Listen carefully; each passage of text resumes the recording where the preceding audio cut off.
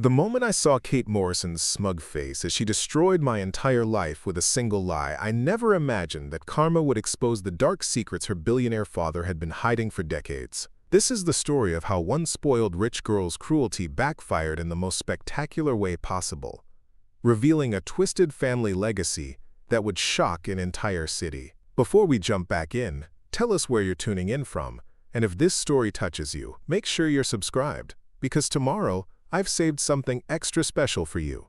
Hi, I'm Sarah Martinez, and if you've ever been crushed by someone who thought their money made them untouchable, this story will show you that justice has a way of finding even the most protected bullies. Make sure to watch until the end, because what happens to Kate and her family will leave you absolutely speechless. It all started 6 months ago when I was working the evening shift at Bellacorte, the most exclusive restaurant in downtown Seattle. At 24, I was juggling 3 jobs to support my younger brother Miguel through college and help my mom with her medical bills. Bellacorte wasn't just any restaurant. It was where tech billionaires, celebrities, and old money families came to see and be seen. The tips were incredible, but the customers could be absolutely brutal. That particular Friday night in March, the restaurant was buzzing with its usual crowd of Seattle's elite. I'd been working there for 8 months, and I'd learned to navigate the egos and attitudes that came with serving people who spent more on dinner than most people made in a month. But nothing could have prepared me for Kate Morrison. She walked in wearing a white designer dress that probably cost more than my car, her platinum blonde hair perfectly styled, surrounded by her usual group of trust fund babies. Kate was 26, the daughter of tech mogul Richard Morrison, whose company Apex Technologies had made him one of the richest men on the West Coast. She was everything I wasn't. Wealthy, connected, and completely untouchable. Or so she thought. I'd served Kate's group before. They were demanding, rude, and terrible tippers, despite running up bills that could feed a family for weeks. But they kept coming back, probably because they enjoyed having an audience for their dramatics. Tonight felt different, though. There was an energy in the air, a tension that made my stomach knot with worry. Kate was seated at table 12, the prime spot near the window overlooking Elliott Bay. Her friends included Jessica Chen, daughter of a shipping magnate, David Patterson from the pharmaceutical dynasty, and Emma Walsh, whose family owned half the real estate in Bellevue. They were the kind of people who'd never worked a day in their lives but somehow felt entitled to treat everyone else like servants. As I approached their table with menus, I could hear Kate complaining loudly about something. Her voice carried across the dining room, causing other guests to turn and stare. She was holding her phone, gesturing dramatically at the screen. "I cannot believe this," she was saying. "This is absolutely unacceptable. Someone is going to pay for this." "Good evening," I said professionally, setting down the menus. "Welcome back to Bellacorte. Can I start you off with something to drink?" Kate looked up at me with those cold blue eyes that seemed to see right through people. There was something different about her expression tonight, a cruel satisfaction that made my skin crawl. "Oh, it's you again," she said with fake sweetness. "Sarah, right?" Perfect timing. I was just telling my friends about the most interesting discovery I made today. She held up her phone and I could see it was open to some kind of social media profile. My heart dropped as I recognized the photos. They were from my Instagram account. "It seems our little waitress here has quite the online presence," Kate continued, her voice getting louder. "Look at this, everyone. She's asking for donations for her family's medical bills. How absolutely pathetic." My cheeks burned with humiliation. Yes, I had posted a GoFundMe link on my social media accounts. My mom had been diagnosed with early-stage breast cancer, and even with insurance, the treatments were bankrupting us. I wasn't ashamed of asking for help, but the way Kate was presenting it made me feel 2 inches tall. "There's nothing wrong with asking for help when you need it," I said quietly, trying to maintain my professional composure. Kate laughed, a harsh sound that cut through the ambient noise of the restaurant. "Help? Is that what we're calling it now? Begging strangers on the internet for money because you're too lazy to work harder? How inspiring." Jessica and David were laughing now, their phones out, clearly looking at my social media profiles. Emma at least had the decency to look uncomfortable, but she wasn't saying anything to stop her friends. "You know what's really funny?" Kate continued, now standing up so more people could hear her. "She's serving us champagne that costs more than she makes in a week. And she has the audacity to ask people online for charity. The irony is just delicious." Preparing and narrating this story took us a lot of time, so if you are enjoying it, subscribe to our channel. It means a lot to us. Now back to the story. I felt tears threatening, but I refused to let them fall. Not here, not in front of these people. "I'm sorry you feel that way," I said, my voice steady despite the storm inside me. "Would you like to place your drink order now?" But Kate wasn't done with her performance. She turned to face the other diners, many of whom were now openly staring at our table. "Ladies and gentlemen," she announced like she was giving a toast, "I'd like to draw your attention to the level of service we're receiving tonight. Our waitress here has been using her position to guilt customers into donating to her family's sob story. I find that completely inappropriate and unprofessional." The restaurant had gone completely quiet. Even the kitchen staff had stopped their usual clattering to listen. I could feel dozens of eyes on me, judging, evaluating, deciding whether Kate's version of events was true.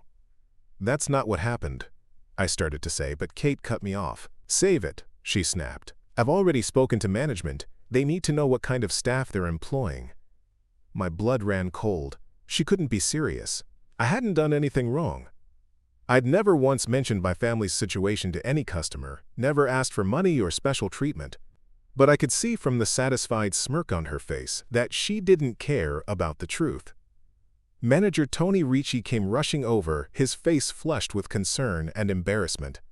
Tony was a good guy who'd given me a chance when other places wouldn't even look at my resume. But I could see the worry in his eyes.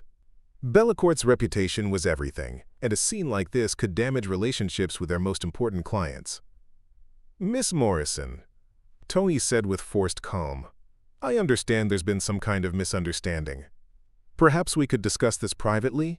Kate smiled sweetly, the picture of wounded innocence. "Oh, Tony, there's no misunderstanding. Your waitress has been using her position here to solicit donations from customers. She's been showing us her phone, asking for money for her family. It's completely inappropriate and has made my friends and me very uncomfortable." The lie was so bold, so completely fabricated, that for a moment I couldn't even respond. She'd taken the fact that I had a GoFundMe page, which she'd stalked on my social media, and twisted it into something completely different. "That's not true," I finally managed to say. "I never asked anyone for money. I never even mentioned my family to any customers." But Tony was looking at me with disappointment and something like betrayal. Other servers were whispering among themselves. The damage was already done. Kate had painted me as someone who would exploit her position, who would make customers uncomfortable with personal sob stories. In the service industry, that was a death sentence. "Sarah," Tony said quietly, "I think it would be best if you took the rest of the night off. We'll discuss this tomorrow." I wanted to scream, to defend myself, to make everyone understand that Kate was lying. But I could see it was pointless. Kate Morrison was the daughter of a billionaire. I was just a waitress with 3 jobs and a sick mother. Who was going to believe me? As I walked to the back to get my things, I could hear Kate's laughter following me. She'd gotten exactly what she wanted. She'd humiliated me publicly and probably cost me my job in the process. What I didn't know was that someone else had been watching the entire scene unfold, someone who would change everything. Marcus Chen was sitting at table 8, partially hidden behind a column. He was Jessica's older brother, but unlike his sister, he'd built his own successful marketing company instead of living off family money. He'd watched the entire confrontation with growing disgust, recording parts of it on his phone when he realized how completely fabricated Kate's story was. Marcus had known Kate since they were kids, running in the same social circles. He'd seen her cruelty before, but this was different. This was calculated destruction of someone who couldn't fight back.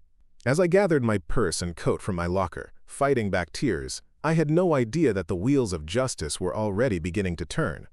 The next morning, I woke up to 17 missed calls and dozens of text messages. My heart sank, thinking that somehow Kate's lies had spread even further.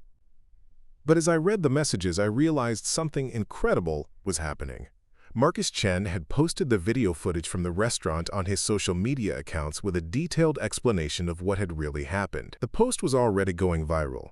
People were sharing it everywhere, expressing outrage at Kate's behavior and sympathy for what I'd gone through. But that wasn't even the beginning of what Kate's cruelty had unleashed. Because Marcus hadn't just posted a simple video. He'd done something that would change everything. He'd started digging into the Morrison family history, and what he found was absolutely explosive. Within 24 hours, Marcus's video had been viewed over 2 million times. The hashtag Justice for Sarah was trending across multiple platforms, and people weren't just angry about Kate's behavior. They were demanding answers about the Morrison family's business practices. What started as revenge for one waitress had accidentally opened a door that the Morrisons had spent decades keeping sealed shut. I was sitting in my tiny apartment, overwhelmed by the support pouring in from complete strangers, when Marcus called me directly. "Sarah, I need to meet with you," he said, his voice urgent. "There's something much bigger happening here. Kate's little stunt has attracted some very serious attention, and what people are finding about her father's company is going to blow this whole thing wide open."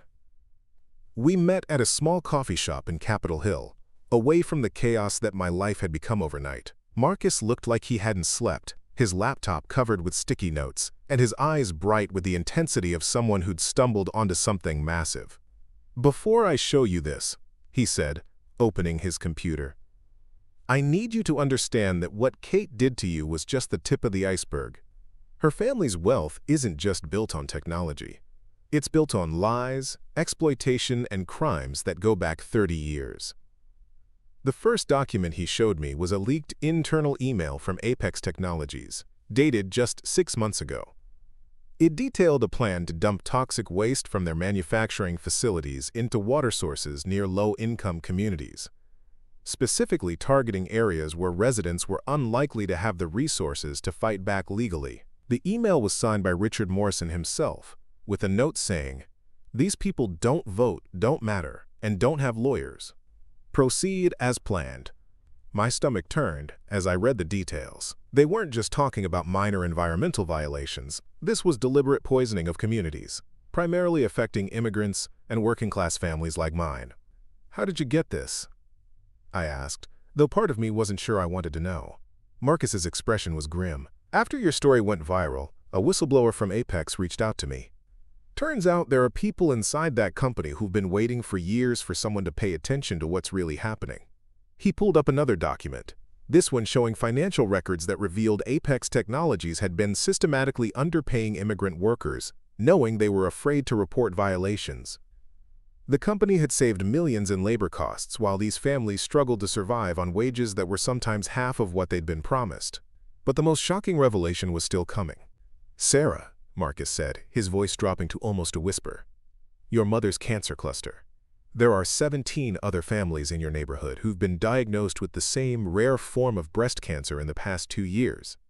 All of them live within a 3-mile radius of where Apex has been illegally dumping chemical waste for the past decade." The world seemed to stop spinning. My mother's cancer wasn't just bad luck or genetics.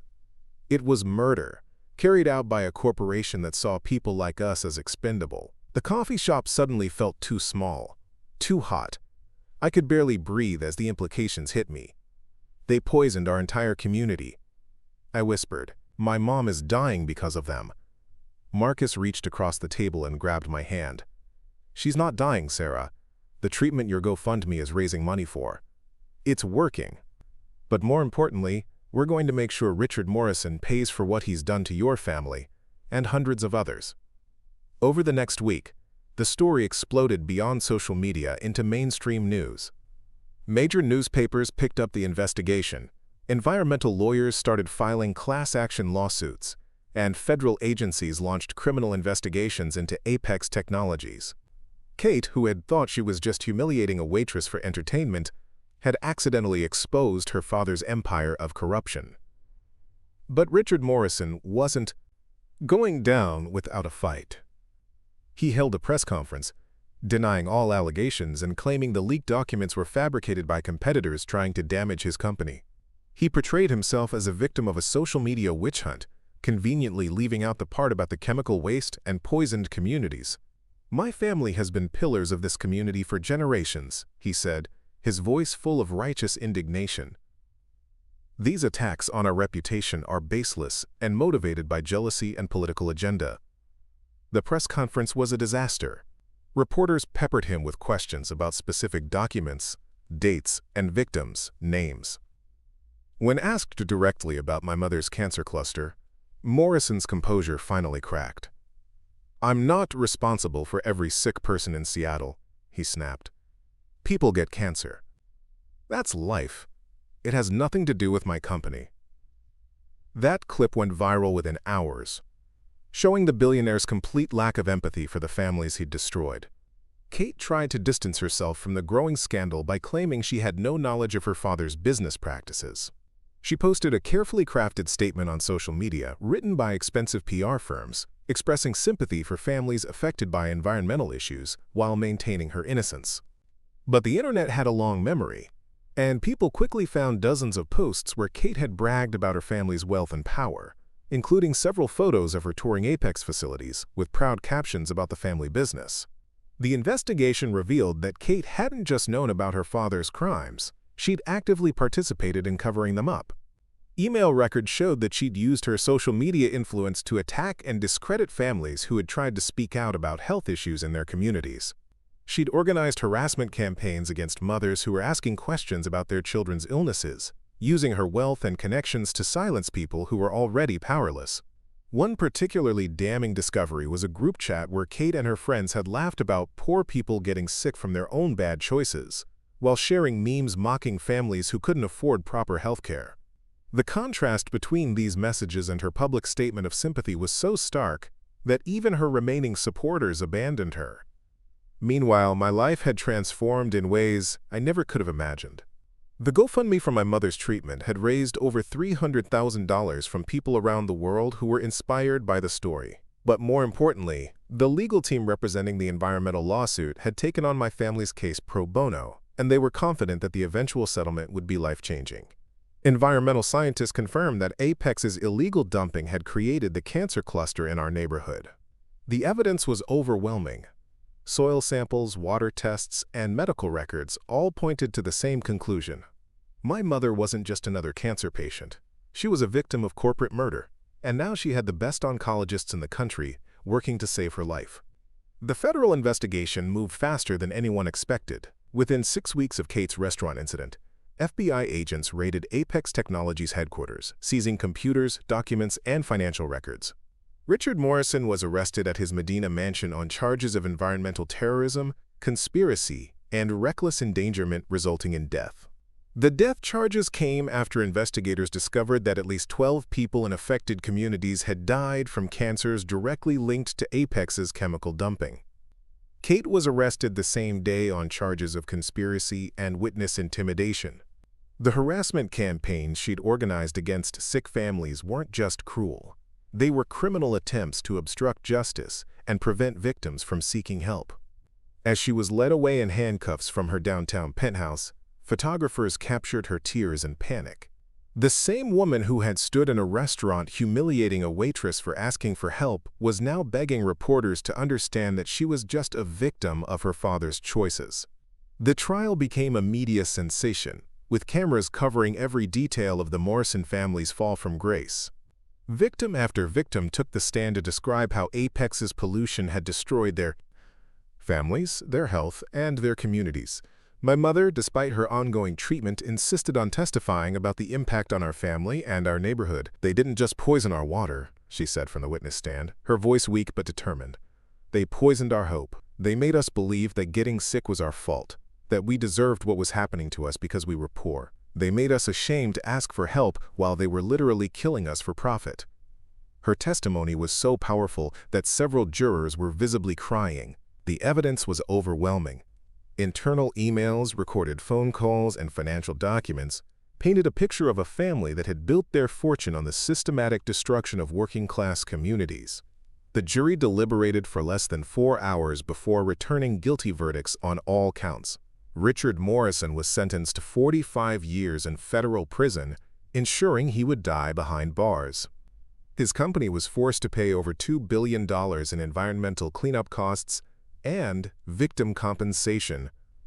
Kate received 12 years for her role in the conspiracy and witness intimidation, her privileged life exchanged for a federal prison cell. But perhaps the most satisfying moment came during the sentencing hearing, when Judge Patricia Williams addressed Kate directly.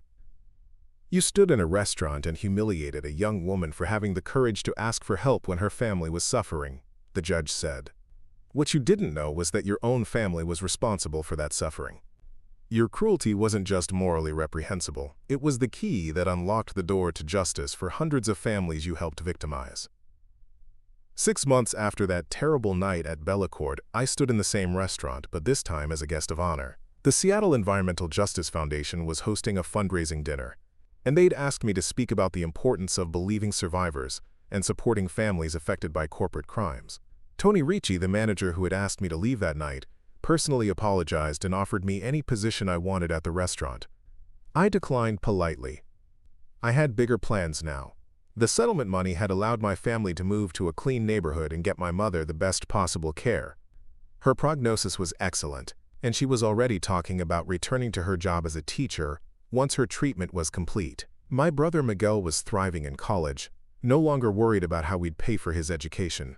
And I had enrolled in law school, determined to spend my life fighting for families like ours. Marcus Chen had become more than just an ally. He'd become a close friend and eventually something more.